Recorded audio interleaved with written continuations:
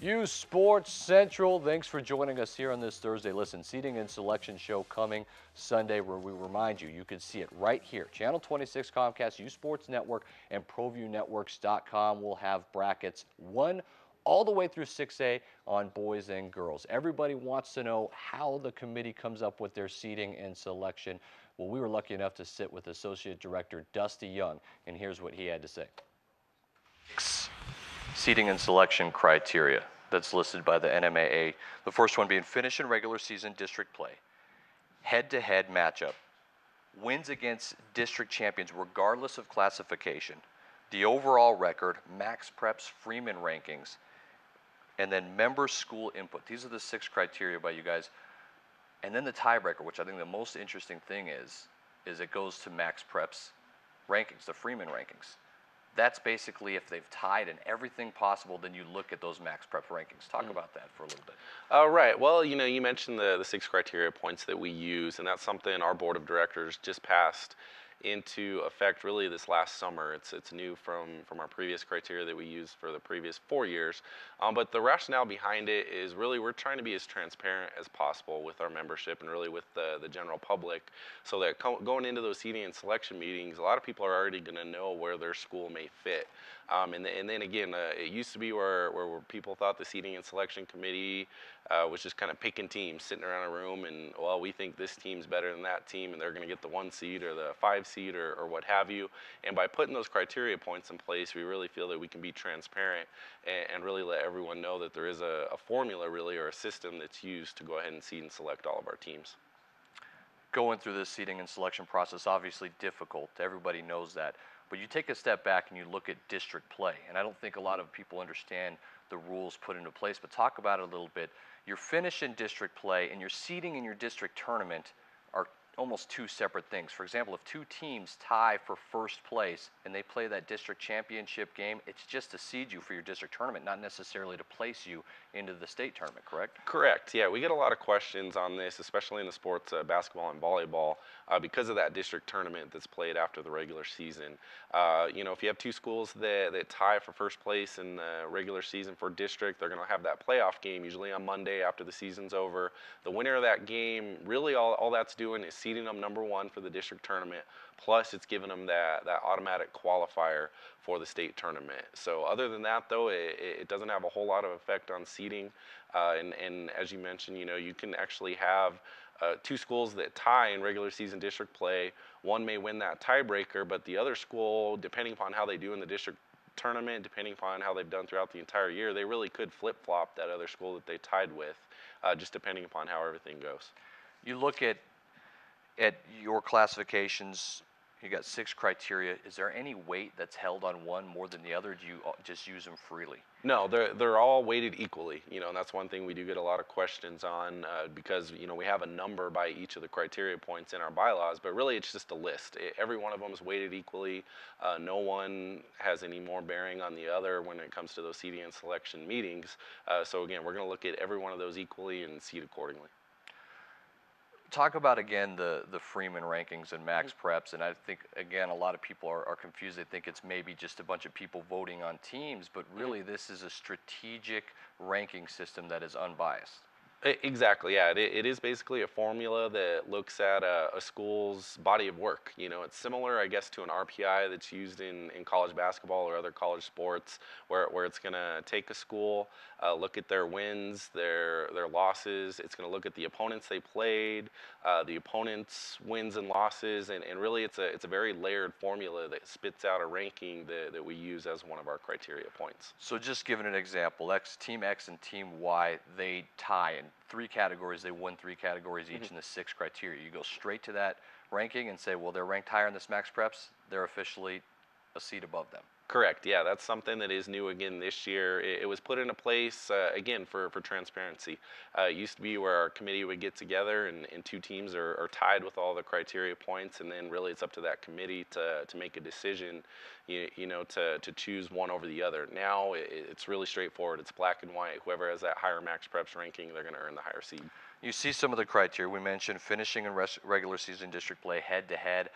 But there is no quality wins. For example, if a team has a lot of great wins against the teams that finish second in their district, That doesn't come into play though in these rankings. Not directly. I would say it does indirectly, however, with that Max Preps ranking. There is a part of that ranking that looks at strength of schedule and, wins against quality opponents and whatnot. So that's going to go into that Max Preps ranking. Also within the criteria points, we do have wins against district champions regardless of class. So that's another one. Usually district champions are kind of your top teams throughout the state. So that's another way you can look at it, that quality wins are a small part of it. I think when people see the rankings come out, they think it's a lot of opinion based in this, but you've eliminated that basically by these rules. You could go down the line and then find seating, right? Right, exactly. And that's the whole rationale behind going to this seeding and selection process. It is very transparent.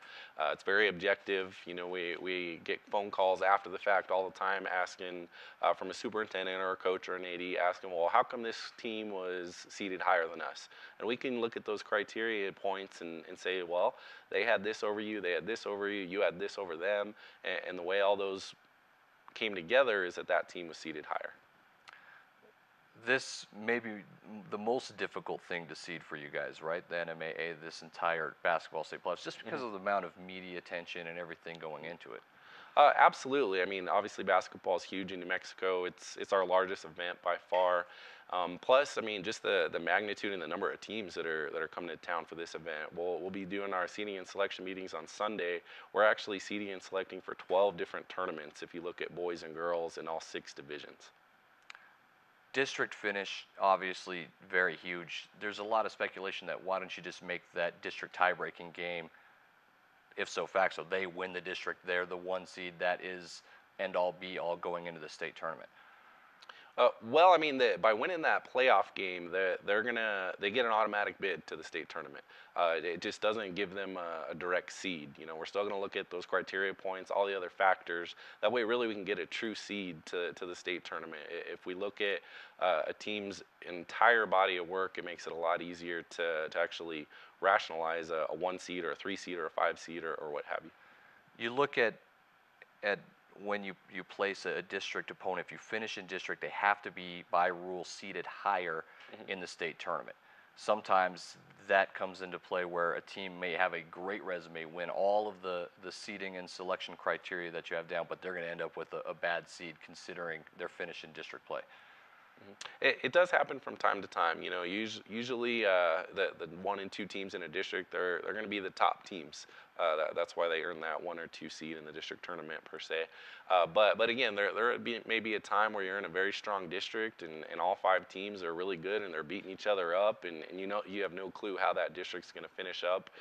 And then that's when it gets difficult for our seeding and selection committee. We may have a team that's ranked number 4 according to Max Preps, but they finished 4th in their district. So I mean, they're going to be a little bit lower in that seeding and selection format, and who knows how that's going to affect the bracket. District champs, especially with good records that don't necessarily have a high Max Preps ranking and anything else solid, maybe quality wins head to head. How does that go into play as far as getting home games? Are they more favored to get home games, or are you just going to go straight by the criteria? It's always straight by the criteria, and there may be a weak district here and there each year. That's going to change just dependent upon who's on each team across the state.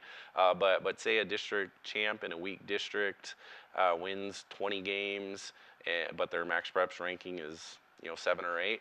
Based on the criteria points, they're still going to have a very good chance to host a game simply because you're looking at everything. Because they'll win a couple of the 6 criteria. Right, exactly. They finished 1st in district. That's one of the criteria points. Their overall record's going to be strong. Their head-to-head, that's going to depend upon who they played throughout the year. So, I mean, really, right off the bat, they have 2 criteria points kind of that they can notch in their belt that they can rely on to hopefully help them get that host game. Real quick, are you going to stick with, I know you changed the rule where district opponents can play each other in the first round. If there is a way to avoid that by sliding a team back or flip-flopping a team, would you do that? No, we go straight off the criteria points. So, that's something the committee had to be cognizant about in previous years. But now with the change to our bylaws that allows 2 district teams to match up, it really gives a true seed. So, I mean, it happened in football this past fall. Siebel and Cleveland were matched up in that first round. And, the committee could have, came and said, well, Manzano was the 11. Cibola was a 12. Let's flip-flop those so we don't have district opponents. But we just went straight on the criteria points. It happened that Manzano was 11 and Cibola was 12, and that's the way it fell. Always appreciate it, Dusty Young. Thanks, Adam. Is that good, guys?